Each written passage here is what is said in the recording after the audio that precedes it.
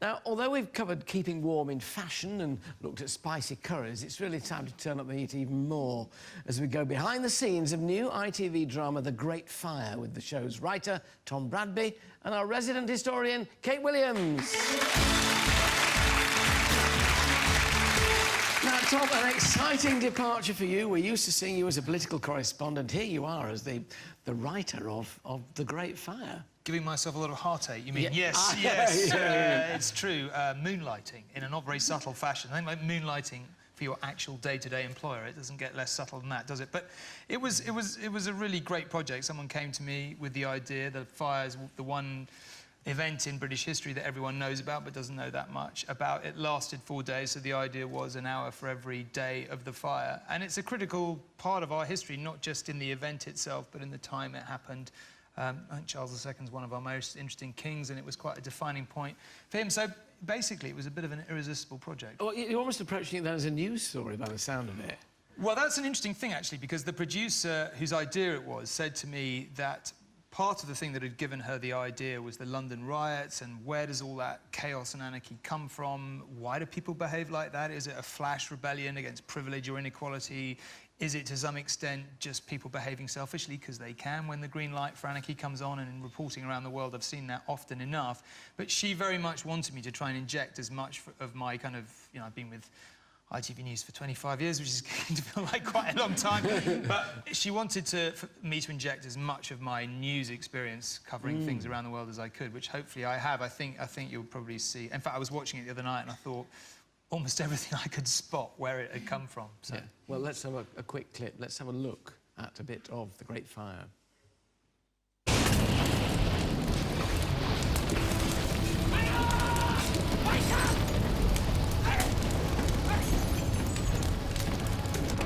Hannah, Mary, wake up! Wake up! Fire! Fire! Daddy! We've got to go! We've got to Check go! the oven! Now! But did you check Quickly! Quickly! Oh, no!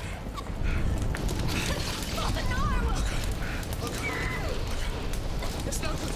Up to the attic, quick! Come on! Go! Ooh, silly stuff.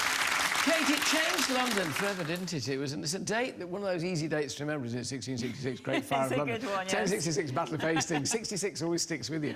But very, very important event in London's history. Completely. I mean, it was really unbelievable at the time. I mean, you really imagine you've got 80,000 people crammed into 1 square mile, all of them in wooden houses, all of them in houses that have open fires, as you so brilliantly show, and many of them have got gunpowder left over from the Civil War, so that's a bit of a bad thing when you've got a fire going. There's a bit of spare gunpowder in the docks and in the houses. You've got illegal smithies. So really, it's one giant fire trap, and actually, Charles II had outlawed wooden houses, but people kept doing it and outlawed those overhanging houses, so it really was, you know, a fire was almost waiting to happen. Really, Was this wasn't it? There must have been fires all the time then, presumably. There were always fires. There was a big one in 1632, but there were so many fires that actually this is one reason to why it spread so quickly. Because initially it set off and they were like, oh, another fire, oh, we have those, oh, well, never mind. It'll just go around the immediate area and it'll die down. And the mayor of the City of London, Mayor Thomas Bloodworth, he was very relaxed about it. And because essentially you didn't really have fire engines and you didn't really have much recourse apart from chucking water at them and pulling houses down. And it really wasn't until...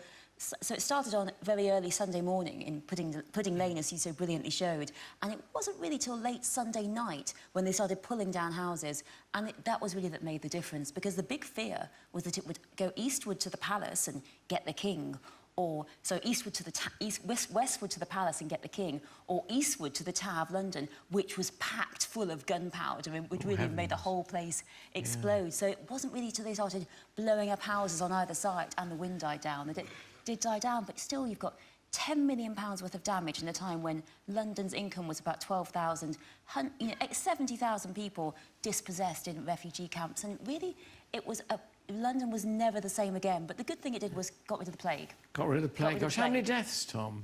Well, they say 6, but I think the reality is well, Kate perhaps disagree, but most historians think that a lot of the poor people who died didn't get recorded. So I think most people think that there were a lot more deaths than that. But regardless of the deaths, to me, part of the drama was in the sheer volume of people who lost everything. You know, in the days when you lost your house, you literally lost everything.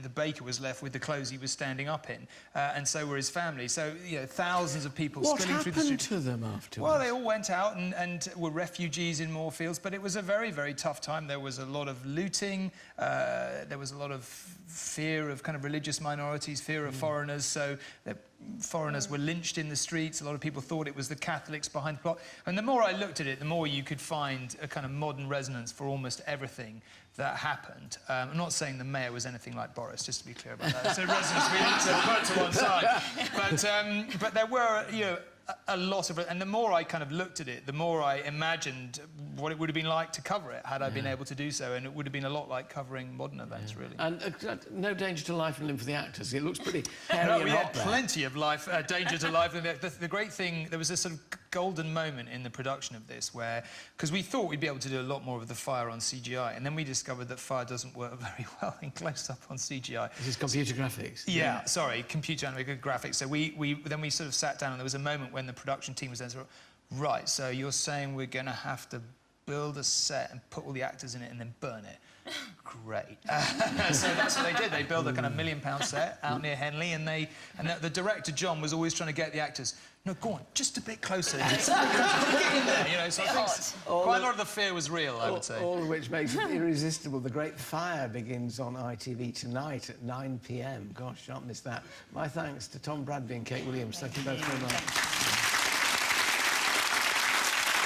Now...